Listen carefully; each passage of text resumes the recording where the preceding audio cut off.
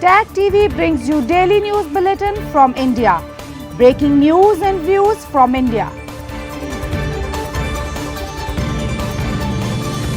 You're watching South Asia Newsline, and here are the top stories we're tracking for you on Thursday, the 10th of August. India's PM Modi replies to no confidence motion against his government. Pakistan Parliament dissolved to hold national election. And dengue death toll exceeds 350 in Bangladesh.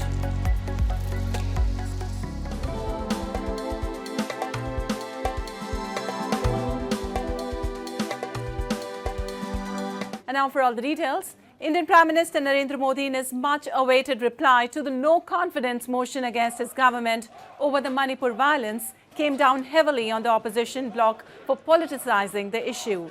He said the no-trust vote is a good omen for us and the ruling alliance will break all records in the 2024 general elections. The Prime Minister said, "Some people are trying to tarnish our image on the global stage, but the world knows the truth and won't be misled." Speaking on the Manipur issue after about 1 hour of his speech, he condemned the sexual assault of women in the state as shameful and promised tough action. He assured soon there will be stability and prosperity in Manipur. कि जिस प्रकार से प्रयास चल रहे हैं, निकट भविष्य में शांति का सूरज जरूर उगेगा। मणिपुर फिर एक बार नए आत्मविश्वास के साथ आगे बढ़ेगा। देश आपके साथ है। ये सदन आपके साथ है। Earlier in the day, Trinamool Congress MP Mahua Moitra said that the opposition knew the motion was not meant to succeed in the House as they do not have a majority. But the aim was to break the silence surrounding Manipur's plight. Everyone asks, if not Modi ji, then who? This inaction on Manipur, Honorable Prime Minister, where you had absolute power to intervene but did not, is a cornerstone after which India will say anyone but Modi. Thank you.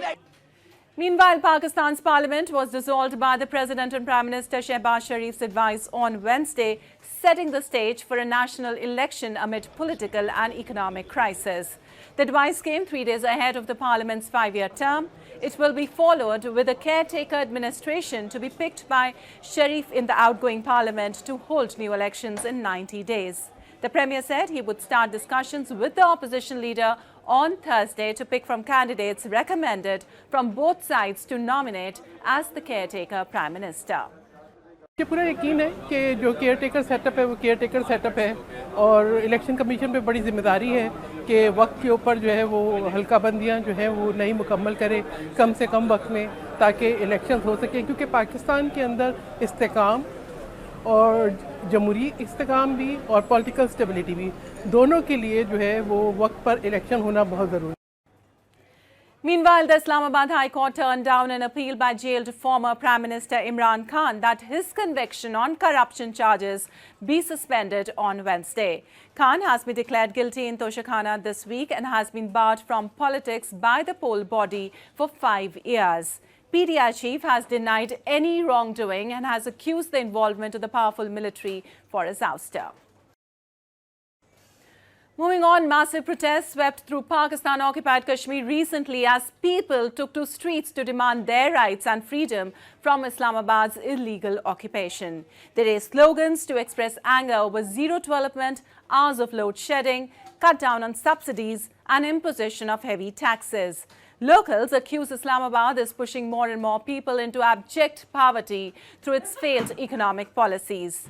The protesters said they are fed up of mistreatment with no representation. Activists have time and again blamed the Pakistan government of being both negligent and systematically discriminatory.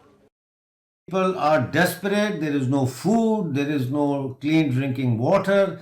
There is no proper infrastructure like roads or hospitals and schools and colleges or universities. People are fed up.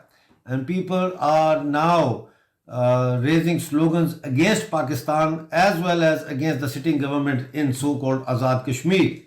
It's high time now that the government of India addresses the issues of nearly 4.5 million Indian subjects living under the occupation of Pakistan. And Taliban spokesman Zabiullah Mujahid once again has refuted the allegations of Pakistan that Afghan soil is being used for terror attacks and said Afghanistan is not responsible for the security failure of Pakistan. His remarks came a day after Pakistan Army Chief General Asim Munir said that the involvement of Afghan nationals in terrorism attacks in Pakistan was detrimental to regional peace and stability. Zabiullah pointed to Pakistan's spending in security forces and intel operations and said a large amount of the nation's budget is being spent to fight terror, which then raises the question of why the nation is not able to contain terror.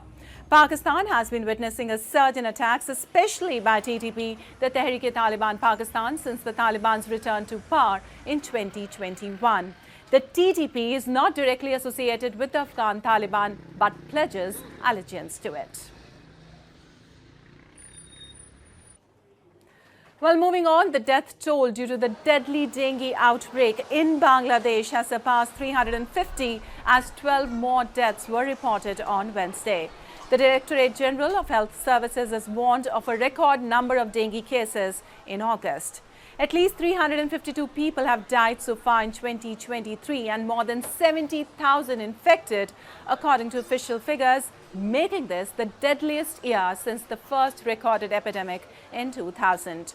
There is no vaccine or drug that specifically treats dengue, which is common in South Asia during the June to September monsoon season. It is caused by the Aedes aegypti mosquito, which thrives in stagnant water. Symptoms include high fever, joint pain, and vomiting. And women soldiers of India's BSF, the Border Security Force, who are deployed at the Pakistan border, are conducting thorough security drills to foil any insurgency attempts ahead of the country's 77th Independence Day. The paramilitary force did not recruit women until 2008. However, since then, the women troopers have been guarding the delicate India-Pakistan border. Soldiers have been deployed to foil suspicious activities of the terrorists as border areas see regular terrorist activities from the neighboring country. Border duty पे कभी भी कुछ भी हो सकता है, जैसे कभी स्मगलिंग हो गया या कुछ अन्य एक्टिविटी हो गई, तो हमें हमेशा सतर्क रह के ड्यूटी करनी पड़ती है।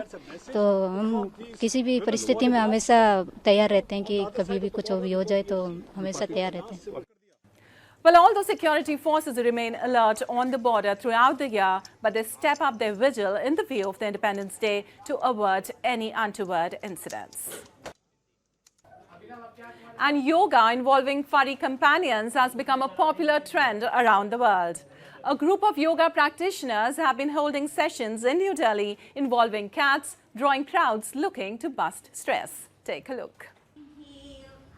Inside a sunlit studio in Indian capital New Delhi, a group of yoga practitioners have been gathering for an hour of yoga with an adorable twist. As participants hold their poses, kittens and cats wander around the room, some resting on yoga mats, while others try to play with the practitioners, promoting laughter from the group. The hour-long yoga sessions involving these furry companions are aimed at helping people unwind from stress. I think this yoga with cats is much different from just walking out or yoga because of the added serotonin boost, and it keeps you distracted in a good way.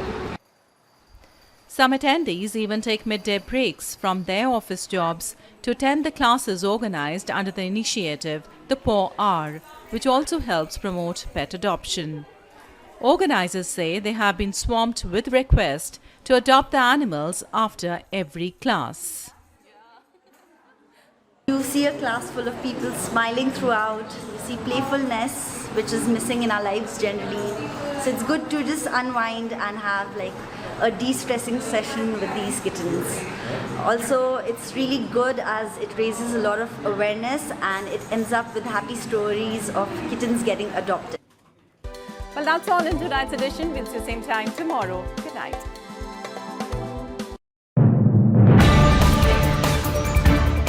Tag TV brings you daily news bulletin from India. Breaking news and views from India.